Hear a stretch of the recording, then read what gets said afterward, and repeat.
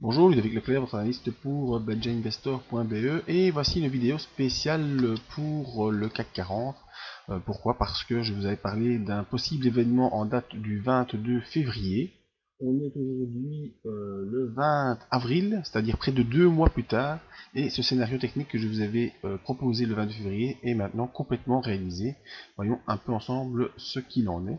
Donc avant de passer à cette explication de l'épaule tête épaule inversée dont je vous parle depuis le 22 février, vidéo à l'appui sur la chaîne YouTube, eh bien, on va d'abord faire l'information habituelle sur les risques. Ce que je vais vous parler ici n'est pas un conseil pour vos opérations futures, c'est à vous-même d'évaluer vos risques dans le marché financier. Ce que je vous conseille simplement d'utiliser les comptes démo afin d'établir vos stratégies, tester celles-ci. Ma stratégie à moi, c'est quoi? C'est l'analyse des impulsions, une stratégie que je peux vous enseigner via des formations. Les renseignements sont tous présents sur le site. Alors, avant de parler de cette fameuse épaule tête épaule dont je vous parle depuis le 22 février, voyons un petit rappel théorique ici. Les vagues d'Elliott, c'est des impulsions ici. Le cas présent était des impulsions baissières. Donc, on fait une série de vagues en impulsion baissière et puis on repart en ABC. Et on a ici cette fameuse épaule tête épaule inversée. Et logiquement, on doit dépasser la ligne de coup pour aller faire un point C. Alors, une épaule tête épaule ici en vue plus agrandie.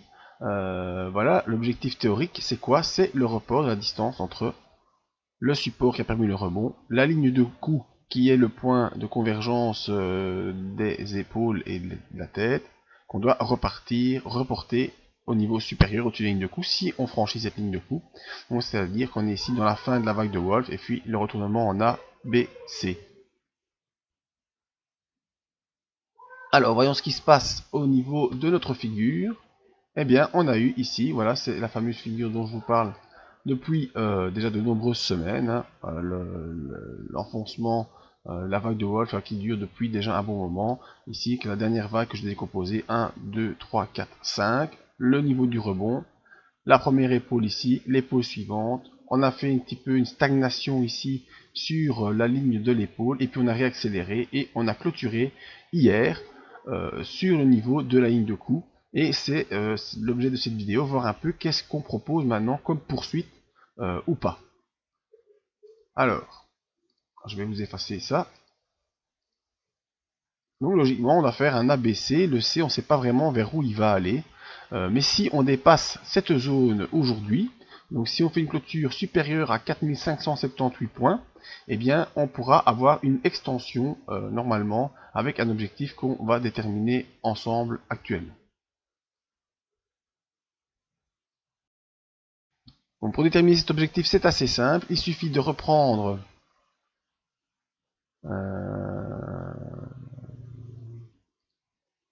la profondeur entre le support et la ligne de coup. Voilà. Alors comme on est un peu oblique, ben, j'oblique un petit peu ma ligne, hein, forcément. On va essayer de suivre.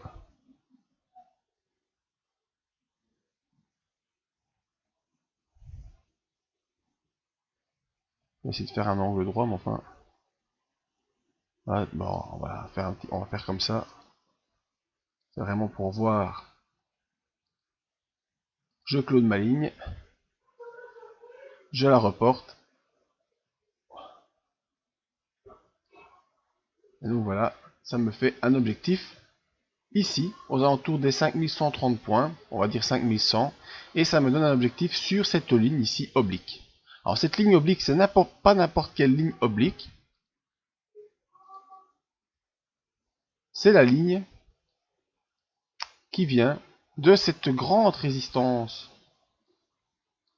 qu'on a depuis le début des années 2000, avec ici la consolidation des vagues internet, la consolidation des subprimes de 2007-2008, et ici ben, on a une possible début de forte consolidation sur le CAC 40 si on rejoint une nouvelle fois cette ligne et si on a un nouvel échec. Donc maintenant l'enjeu de cette figure épaule tête épaule inversée, c'est non seulement de dépasser la ligne de coup,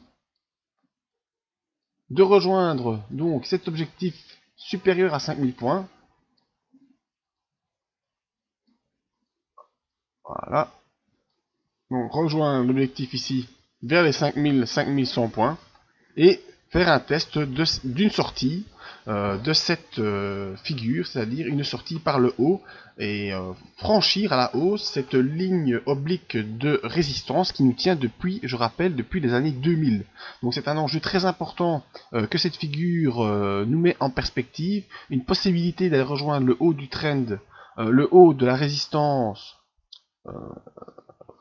historique qui tient depuis 2000, donc aller tester cette ligne de résistance. Si on parvient à la franchir, on s'envole vers des sommets importants, et si malheureusement on n'arrive pas à la franchir, eh bien on est plutôt condamné à repartir à la baisse pour aller une première fois tester cette ligne de coup, ici.